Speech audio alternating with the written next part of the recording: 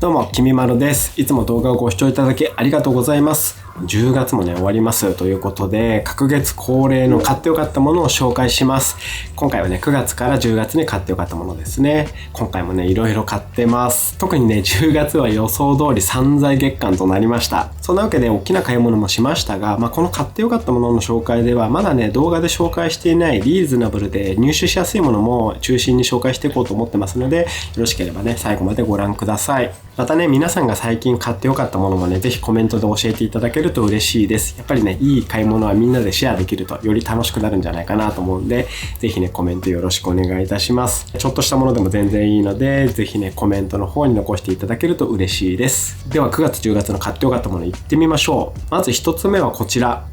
ボッシュのレーザー距離計ザモ3とテープアダプターです。こちらがレーザー距離計本体で、こちらがね、オプションで購入したテープアダプターというものなんですが、これね、ほんと便利なんですよ。まずね、本体の説明からしていきますけども、ここにね、ボタンが1個だけついていて、このボタンを押しますと、電源が入りまして、ここから赤いレーザーがこういう風に出てるんですね。こういう風に赤いレーザーが出てるんですね。これでこういう風に立てると、ここの底の面から天井までの距離を自動的にここのレーザーが測ってくれます。なのでこうね、手をかざすと数値が変わっちゃうんですけども、こういったね、レーザーで測る距離計なんですけど、僕最近またインテリアをいろいろいじろうかなと思ってまして、今度ね、トイレの壁紙とかも張り替えとかしてみようかなとか思ってて、で、こうね、床から天井までの高さとか、結構そういう長い距離を測るときに、メジャーでね、こう長い距離を測るのって結構ね、一人でやろうとするとね、かなり難しかったりするので、このね、レーザー距離計っていうのを試してみたんですけども、これね、結構精度も高いので、かなり助かってます。ちょっとね、実際やってみますけど、このね、段ボールの内側を測ってみたいと思います。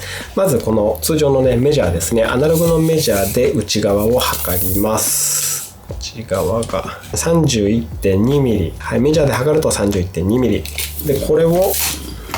こちらのボッシュのレーザー距離計で測ってみます。これをそこに置いちゃおうかな。はい、ほら31.2 ぴったり一緒です。このメジャーで測ったのと同じサイズが出ました。で、これで今横を測ったんですけど、今度はね、縦を測ってみたいと思います。これボタンを1回押すとこういう 31.2 がね、上にちゃんと残ってくれて、それで縦を測るときにはこの下にね、新たな計測結果っていうのが出るようになっているので、こう2つの記録を保持しておくことができるので、このね、いちいち1つ目を手書きでメモをしたりするっていう必要もないです。これでね、縦置いてみたいと思います。はい、22.5 ですかね。これメジャーで測ってみましょう。22.5 センチぴったりですね。一緒です。これでね、縦横測れました。で、22.5 測ったらこれもね、もう一回押して記録してあげます。そうするとここに 31.2 と 22.5 両方がね、記録されました。で、さらにこれいいのが、ここをね、2回クリックします。そうすると70平方メートルというね、こういう面積を自動的に求めてくれます。こういう風にレーザー距離計を使うと計測しにくいところの縦横の長さとか面積とかっていうのも簡単に測ることができます。で、こちらが別売りのメジャーなんですけども、これをですね、ここの上の部分こう外して、ここにただカチャッと取り付けるだけなんですけど、こう取り付けるとここがこうメジャーになってるんですね。メジャーにはね、数字とか何も振られていない、こういった白紙のメジャーになってます。これを引っ張るとこういう風にね、数字が出てくるんですよね。ここのメジャーの長さっていうのがもうそのまま数値で計測することができます。このレーザー距離計単体で使うと、置いたところから上まで測るので、もうこの高さ以下の長さっていうのはね、測れないんですよね。そういった短い距離を測るときとかには、このメジャーがあると便利なんですけども、で、あとは、こういったね、例えば瓶とか丸いものを測りたいときとかっていうのは、円周に巻きつけてあって、これが 20.5 センチですとかっていうのがね、測ることができます。何かの周りを測るときとか、短い距離を測るときとかっていうのは、こちらのアダプターがついてると便利です。こういったね、レーザー距離計っていうのを今回ね、試してみましたが、これね、めちゃめちゃ買ってよかったなと思ってます。こう、インテリアを変えたいときとか、あと家具をね、買い替えたいとか、そういう時にね、メジャーを使う機会って結構あるので、こちらね、おすすめです。はい、そういったわけで、買ってよかったもの1つ目はこちらのボッシュのレーザー距離計とテープアダプターでした。はい、買ってよかったもの2つ目はこちらです。ブリタのポット型浄水器リクエリです。こちらこういったポットなんですけども、ここにね上から水を入れるだけで美味しい水に変わるというポットです。この中心部に水をろ過する浄水カートリッジが入っていて、上にねこういった買い替え時期を表示するインジケーターもついてる、蓋がついてるので、これを外しまして、ここに水道水をそのまま入れることで水がねろ過されて下に落ちていって、下に美味しい水になって溜まるというものです。でこれ結構大容量で、全部で 2.2 リットル入って、このね浄水部分も 1.1 リットル貯められます。大容量なんですけど、冷蔵庫のドアポケットにもねぴったり入ります。僕は毎日水を2リットル飲むようにしていて、だいたいね Amazon でこういったね2リットルちょうどのペットボトルを、これをね定期購入していて、1日飲み切るのはもうこれ1本飲み切ればちょうど2リットル飲んだってことになるので、もうこれを手に届くところに置いて飲み続けてるんですけども、この水をそのまま飲む時以外にも料理に使ったりとか、あとはお米を炊く時とか、そういった時にもねお水をたくさん使うので、そういった水はこちらのブリタの浄水ポットで美味しい水を作っておいて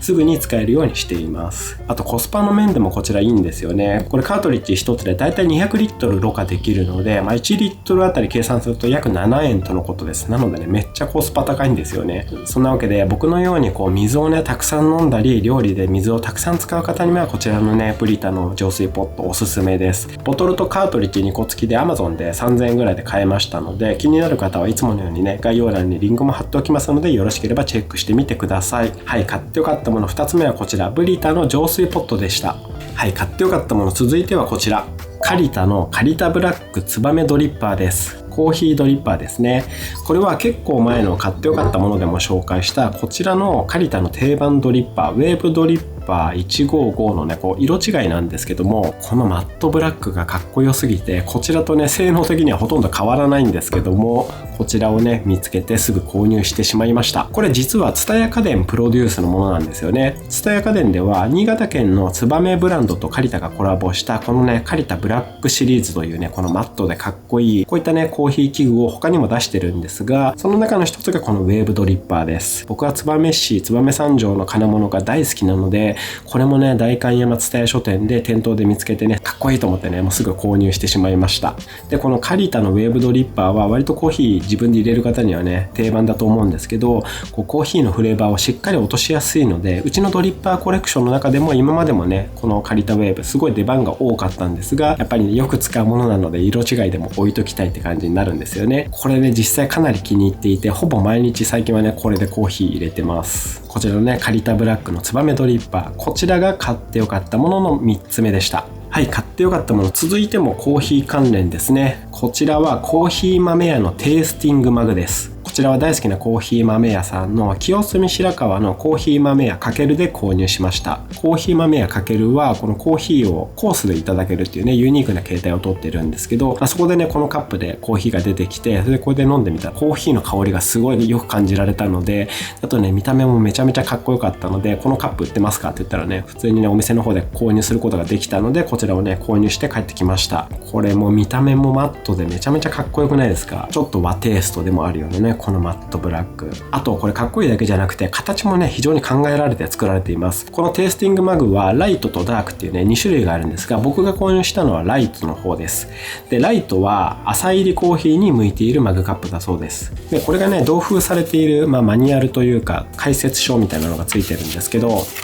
こっちがライトでこっちがダークというので、僕が購入したのはこちらのライトの方なんですけど、ライトのこの形を見ていただくと分かると思うんですが、この飲み口の手前のところに緩やかな山がついてるんですよね。でこの下に解説が書いてあるんですけど、この解説によるとこういう風に山を作ることでコーヒーを飲もうとした時に自然と頭がね前に傾いて、それで下の先から両サイドをコーヒーが通って喉に流れ込むと、そういう風にね書いてあります。でこうして飲む時に舌先にコーヒーが触れすぎないことで浅入りの酸味を強く感じさせないようにできて、より甘さとか果実味っていうのを感じさせてくれるようになってるそうです。確かに舌の中央がね味を感じる敏感なところなので、その脇をコーヒーが通っていくっていうのは理にかなってるかもしれませんよね。そういう風に考えられて作られた構造のマグカップだそうです。僕はね浅入りコーヒーが大好きなので、このね浅入りコーヒー専用のマグカップと言われるとねやっぱり欲しくなってしまうんですよね。これとねさっきのこのウェーブドリッパーと、あとニトリのドリップポットと、そしてこのコーヒースケーラー、これをね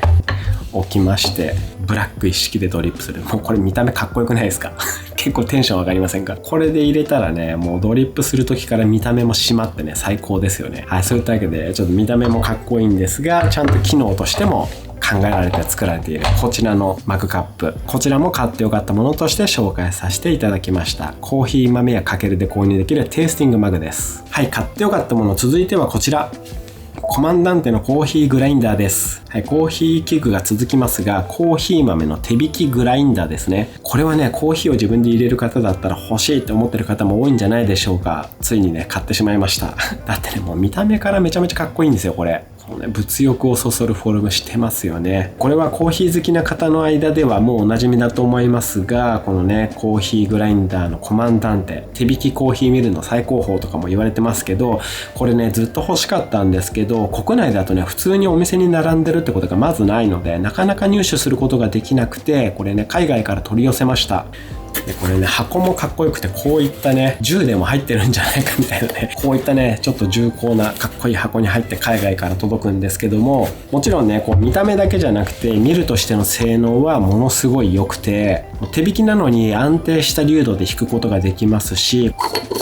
あとこのちょっとね、そこを見てみると、ここはね、ニトロブレードという刃なんですけども、このね、刃の部分の切れ味が非常に良くて、小さな力でもしっかりね、豆を引けます。で、うちにはコーヒーグラインダー電動のものもあるんですけども、で、普段はね、電動のものを使うことが多いんですが、やっぱりね、コーヒー豆は急な摩擦熱が加わると風味がね、少し飛んでしまうとかも言われるので、電動だとやっぱ摩擦熱が起きやすいってこともあって、時間があるときはこちらのコマンダンテでゆっくりね、こう引いています。この手引きしている数分っていうのはね、結構こう無心になれるからね、リラックスしたい時とかにもね、いいんですよね。はい、そういったね、見た目もかっこよくて性能も素晴らしい手引きのコーヒーグラインダーコマンダンテ、こちらが買ってよかったものの5つ目でした。はい、買ってよかったもの、続いてはこちら、